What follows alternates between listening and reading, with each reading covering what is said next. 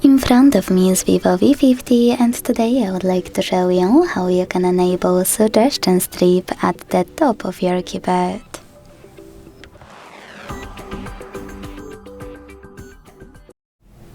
Begin by opening Settings and scrolling down to click on this section called System Management.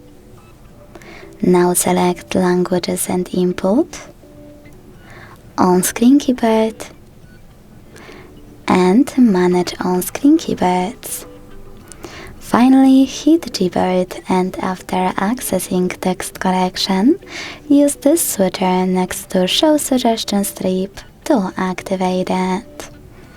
Thanks so much for watching. If you enjoyed this video, leave a like, comment and subscribe. Bye!